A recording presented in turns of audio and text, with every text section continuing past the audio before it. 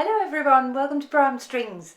I'm Henriette and today is day 14 of the Learn to Play Suzuki Violin in 30 Days course. I am hoping that you have been following the whole course so far. If you have enjoyed the lessons up until now, why not subscribe to the channel and hit the bell button? You will receive a notification when each new lesson is released. So today we will be learning Allegro, which you can find on page 32 in Suzuki Book 1. And by the end of the lesson you will have a good grasp of all the techniques needed to play Allegro. First, I will play you the tuning notes. If you want more help with tuning, please also watch my video How to Tune a Violin, which you can find in the playlist Tuning a Violin. So here we go. This is your A string.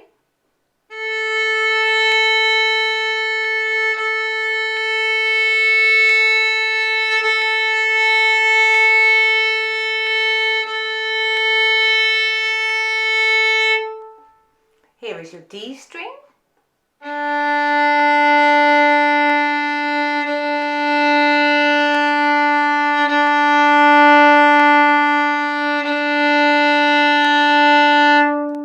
Here is G.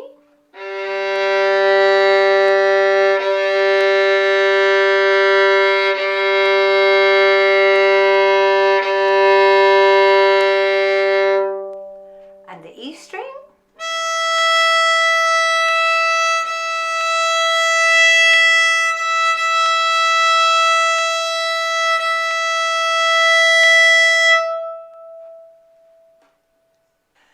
Now let's warm up with an A scale. We will play each note of the scale twice with long bows. 1, 2, 3, 4.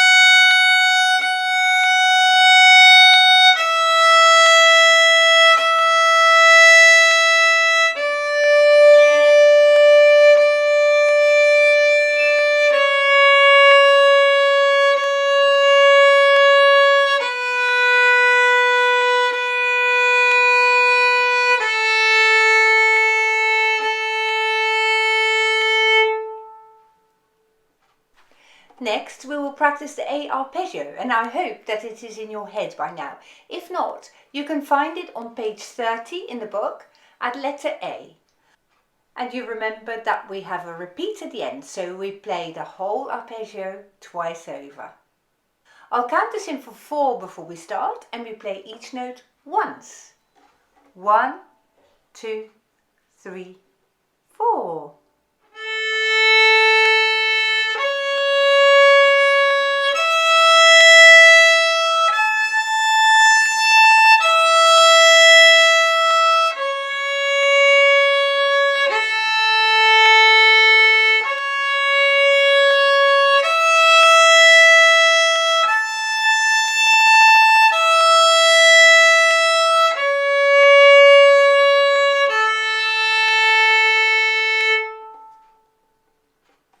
Well done.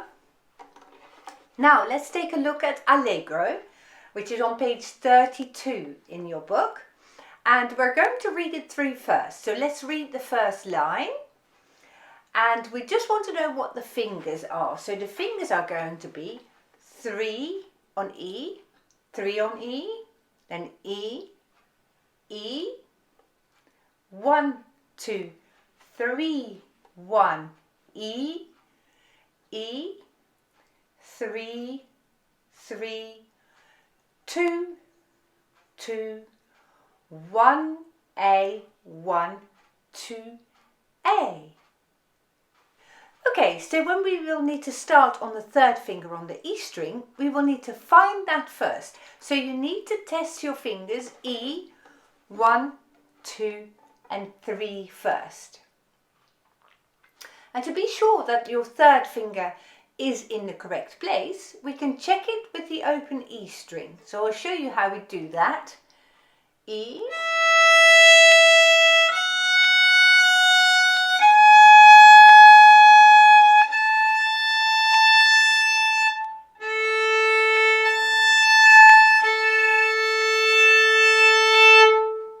So if that third finger matches the A string beautifully, it means that you have placed your finger in precisely the right place. And this is a very useful little trick that you can play your third fingers with open strings. So I can play the third finger on E with the open A string, but I can also check the third finger on the A string with the open D string, and I can show you that now.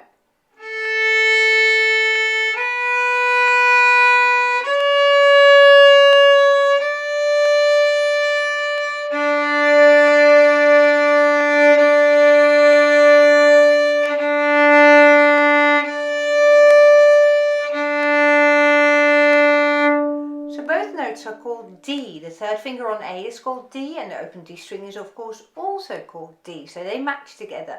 And likewise, I can practice the third finger on the D string and play it to check with the G string. So I'll show you that as well, and you can join in with me.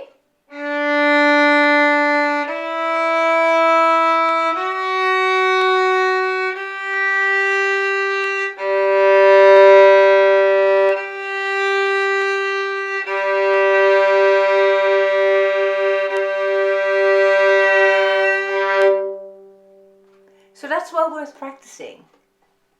So now let's get back to 3 on E.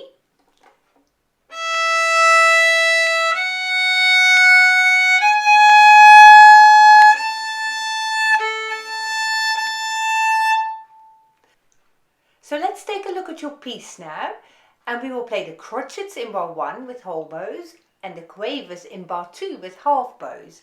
And I will count us in for 4. We will play slowly, just bars 1 and 2. 1, 2, 3, 4.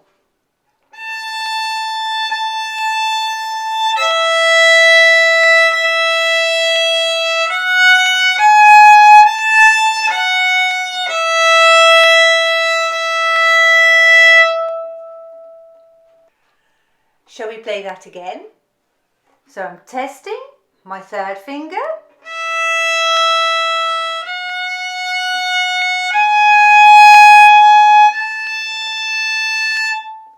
One, 2, 3, 4.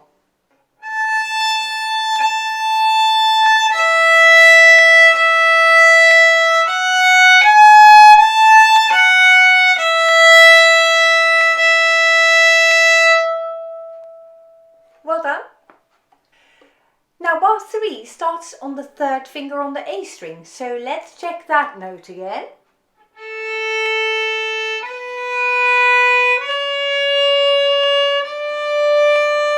And I'm checking it with the D string. And if you found it all right, then we will play the rest of line 1. So I'm starting in the middle. And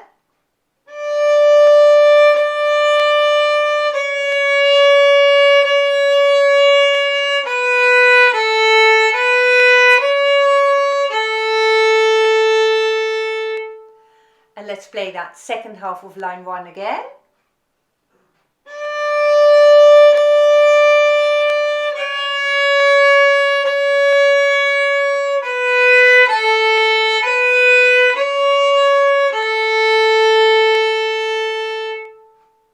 Now let's join up the whole first line together. So now I'm going to test my fingers on the E string again.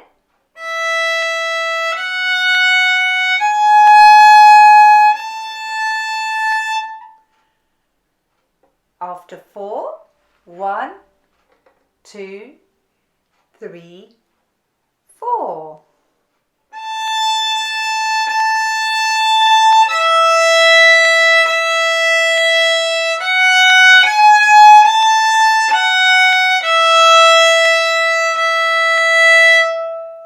pause very briefly to get all your fingers on the A string.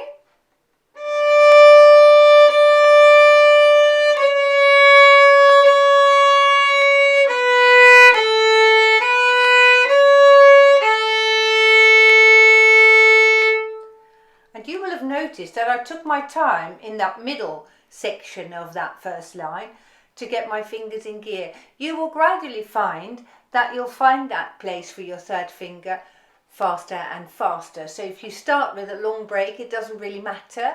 Every time you play it again, it will get easier. For now, we're going to leave line 2, as you may have noticed that it is exactly the same as line 1, but let's have a look at line 3 now and we'll read it through. So this is bar 9 on the third line, and that starts one finger on E, one finger on E, E, A, one on E, one on E, E, A. On the E string, 1, 2, 3, 1, E, 2, 1. And you may have noticed that you get the option at the end here to play either a fourth finger or an E string. But since we've been on the E string already, we might play an open E string this time. Although you may remember that in earlier videos I suggested you should always practice the fourth finger. That is when you can stay on the same string by using that fourth finger. But here we arrive coming from the E string. So let's play an open E string there. You will probably find the third line a little bit easier than the first line that we practiced before. I'll play it for you and then we can play it together afterwards.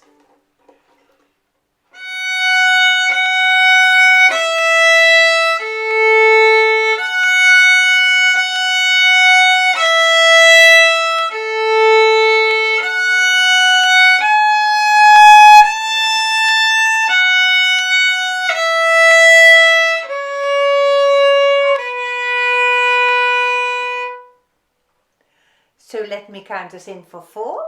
1, 2, 3, 4.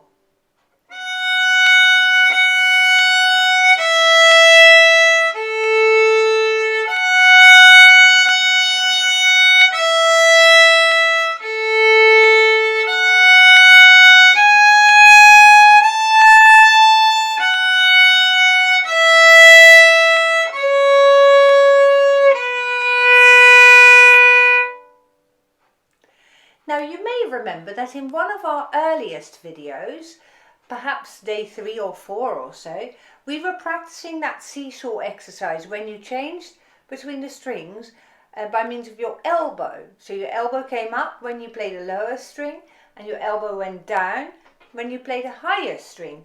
Now here we can use that technique. If you look at the first bar of line 3, you go from the E string to the A string. And I get from the E string to the A string by raising my right elbow, look. And that is a really good technique to have. So let's practice that again and play the whole line and see if we can discover more places where you might use the elbow. 1, 2, 3, 4.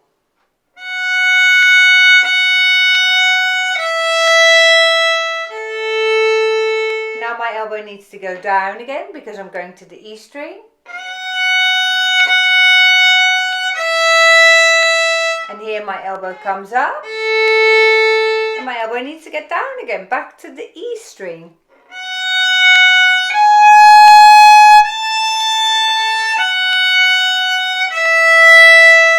Lift your elbow up.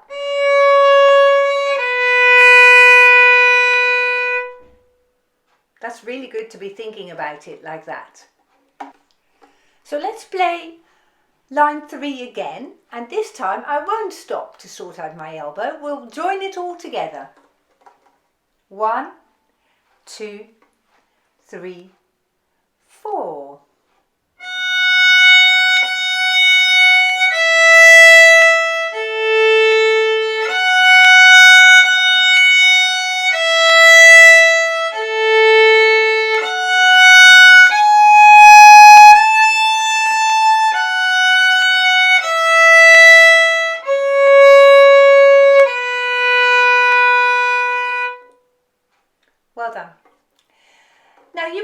notice that underneath line 3 it says the word dolce, and dolce means sweetly in Italian. So we want to create a little bit of contrast between lines 1 and 2 and the third line. You have probably noticed that underneath line 1 it has that letter F, which means forte, and forte means play loud. You will also probably have noticed some dots on top of every note in line 1. Now, we've said earlier we're not going to play the notes staccato at this stage, but what I do want you to do is play the contrasting legato, and legato means smooth, which you can see it's meant by the little dashes on every note when you look at line 3. So that means you play the notes as broadly as you can and you connect all the bow strokes really smoothly together. And that is a very good technique at this stage, I think, that you need to incorporate in your playing. So we're making the music a little bit more smooth, so you're going to use more length in bow if you can. And we're also perhaps moving the bow a little bit closer to the fingerboard so that it gets a little bit more gentle and a little bit more soft. Okay, so let's do that first. 1, 2, 3, 4.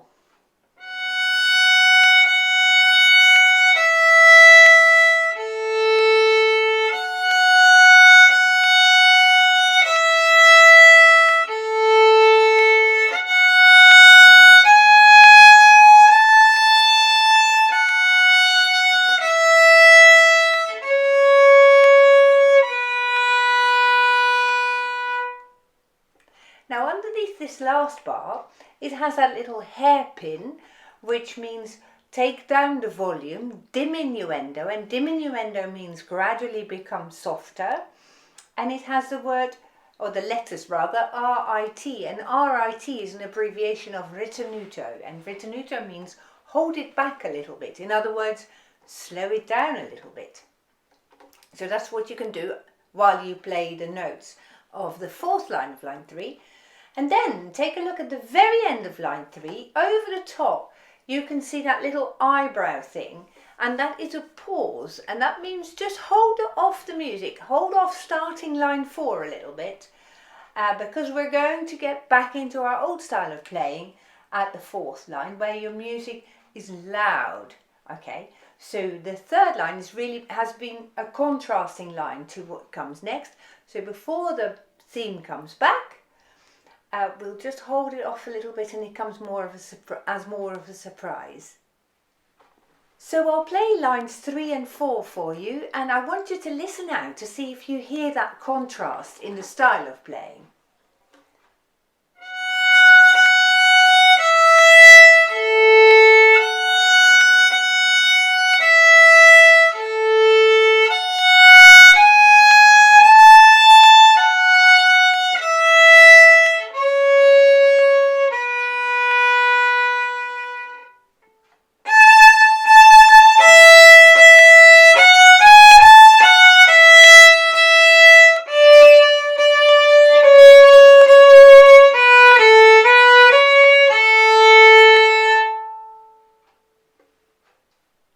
Let's play the whole tune together now from the start.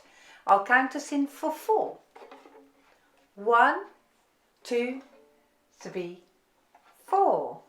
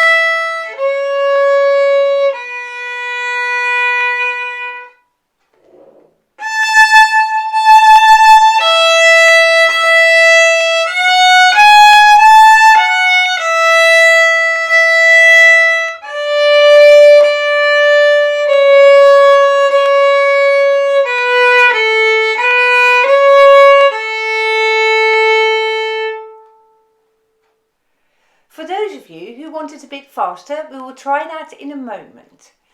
If you can't yet keep up, that's absolutely fine. Most people won't be able to keep up probably at the speed I played it at. I want you to keep practicing it at your own pace until you feel more comfortable. But let me give you a couple of hints and tips for troubleshooting. At the end of each line, we finish on a down bow. And you need to retake the bow before you go on to the next line. So that might be one thing that you might consider. The other thing, if you keep hitting other strings that you don't mean to play, go back to the exercise that we had, the seesaw exercise, so that you get your elbow levels at the right level for each individual string. If you find it difficult to get your fingers in place, play the A scale lots and lots of times so that your fingers get used to the places in their pattern, remember, that we talked about, so that you get them all in the correct places. You might sometimes start again if you think, I don't recognise this piece at all, and find that pattern before you then play it again. And I really hope that helps you. So now, for those of you who are a bit further advanced, please keep up with me if you can. I'll count us in for 4. 1, 2, 3, 4.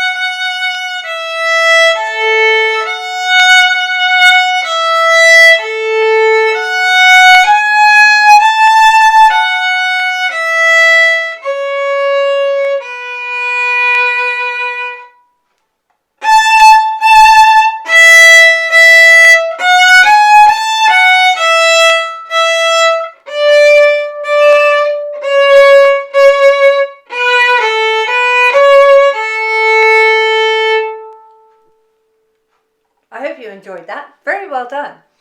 I look forward to seeing you again in day 15. But for now, do subscribe to the channel and I'll see you soon. Goodbye.